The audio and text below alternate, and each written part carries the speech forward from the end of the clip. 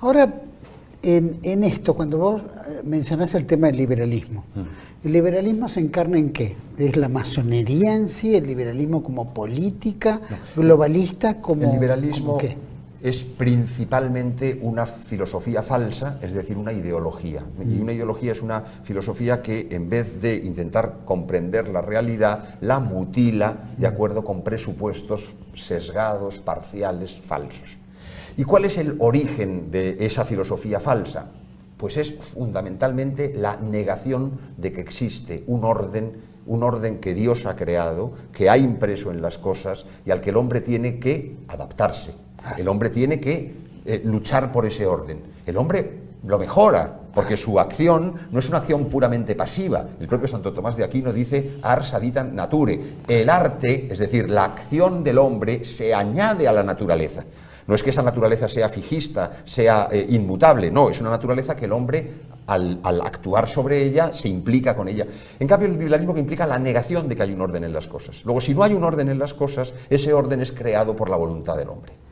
Entonces, esa creación voluntarista de las cosas lleva se concreta en distintos niveles. En política, pues sí, en política es la negación de las monarquías seculares y el establecimiento de la democracia como el producto de la voluntad popular.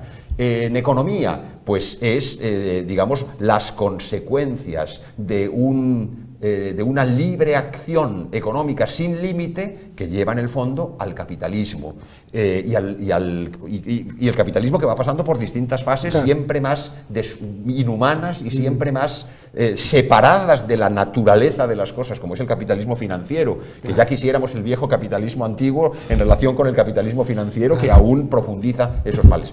Si nosotros, entonces, en todos los órdenes, esa misma idea matriz central del liberalismo como non serviam, en el fondo, como no, hay una raíz teológica, no serviré. Entonces esto en política lleva a unas consecuencias, en economía lleva unas consecuencias, en sociedad lleva unas consecuencias, en todos los deriva en el marxismo incluso. Y luego del marxismo le pegan toda una vuelta para el marxismo, claro, bajo más bien modelo como liberal, reacción. Claro, pero luego lo retoman, lo hacen fracasar y luego el liberalismo viene nuevamente a instaurarse sobre la sociedad y avanza de una manera que es una estatolatría. Digamos, las democracias modernas se han vuelto absolutistas. Sí. Pero tú mencionabas la masonería, querido. Porque son diferentes instrumentos, ¿no? Evidentemente que la masonería y la acción de las logias es un instrumento muy importante en su origen y en su evolución para la difusión de la ideología liberal. La masonería es un agente. Yo no creo que sea el productor, porque yo no creo en el determinismo de las conjuras. Creo que las conjuras existen y creo que detrás de las iniciativas hay personas que deciden, pero no de una manera determinista, sino que creo que esas ideas no son insalvables. Esas ideas, claro, no son insalvables, porque si no, no sé qué estaríamos haciendo esta tarde aquí, porque tendríamos que dar todo por perdido y estaríamos mejor tomando un trago, que no aquí trabajando ahora. Que igual podemos tomarlo, el trago. No, yo soy partidario, o sea que no hay ningún problema. No, y preguntaba esto porque también eso influye en ese liberalismo que probablemente tradicionalmente debe haber sido mucho más light, utilizando el idioma anglosajón, al hoy ese liberalismo acérrimo oculto que son las finanzas, que mueve otros valores, unos desvalores, otras desvalores, ¿no? Es que está claro que el liberalismo, cuando surge de una especie de estadio previo que es la Ilustración, cuando el liberalismo surge activamente a principios del siglo XIX, pues siempre se puede poner el ejemplo de la Revolución Francesa, finales del siglo XVIII en este caso, de la Revolución Francesa, o lo que es las Cortes de Cádiz, la Constitución de Cádiz en España, con su repercusión en el mundo ultramarino, sí, claro está. Inicialmente es un elemento, un agente de disolución de una sociedad orgánica, que es la sociedad orgánica de la cristiandad, y en nuestro caso de la hispanidad, con todos los defectos que se quiera, con todas las limitaciones, con todos los errores, con las pegas que se pueda poner a las reformas borbónicas, con lo que se quiera, con los errores como la disolución de la Compañía de Jesús. Bueno, para algunos esto no es un error, pero este es otro tema. Es muy largo. Con lo que se quiera, Pero ahí hay una sociedad orgánica, una sociedad estructurada, que es la sociedad de la cristiandad. Y el liberalismo se aplica a destruirla. ¿Cómo?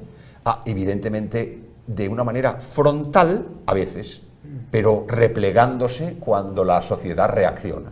Por eso todos los grandes conflictos populares en defensa de la cristiandad y de la hispanidad, como el carlismo, como los Pincheira, como las Breñas en el Perú, como todos los elementos, todas las revueltas realistas que concluyen en los cristeros en México, en la Guerra de España del 36. Es decir, hay una serie que son que la sociedad tradicional reacciona contra la agresión liberal. Y entonces la agresión liberal da un paso atrás.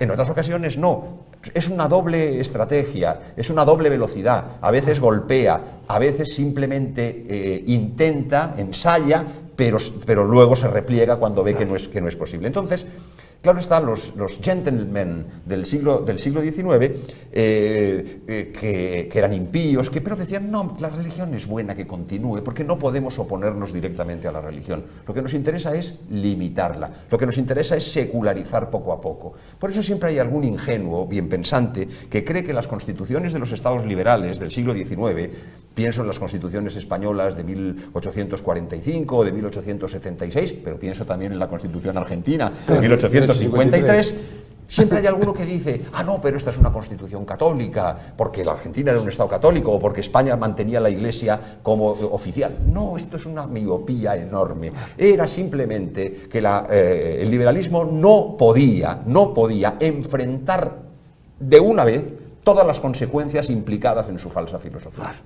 Entonces, es verdad que a lo largo del siglo XIX hay unas reacciones muy importantes. Es verdad que en el siglo XX estas reacciones van disminuyendo. ¿Por qué? Porque la revolución va avanzando y conforme la revolución va avanzando, las resistencias sociales son menores. Hay un momento en el que lo que se dio, que fue el primer paso, fue la separación entre la Iglesia y el Estado. Sí. Hubo un segundo momento en que ya era la separación entre la Iglesia y la sociedad. Claro. Hubo un tercer momento en el que lo que se pretende es la separación de la Iglesia y la familia. Y hay un cuarto momento en el que ya se trata de la separación entre la Iglesia y la propia persona. Las manipulaciones genéticas, al propio individuo, al último residuo.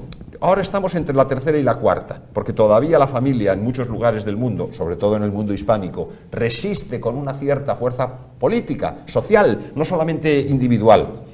Y por tanto es objeto de ataques sin piedad.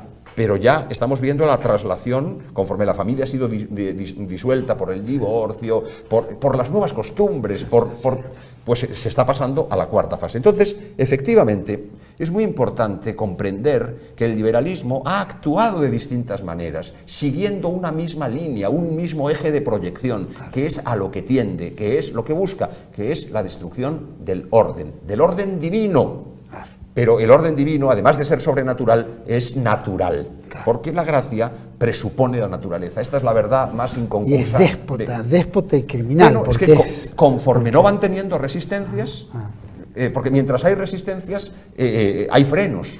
Conforme ya los frenos y las resistencias desaparecen, el despotismo avanza. Lo que pasa es que es un despotismo, la mayor parte de las veces, aparentemente suave.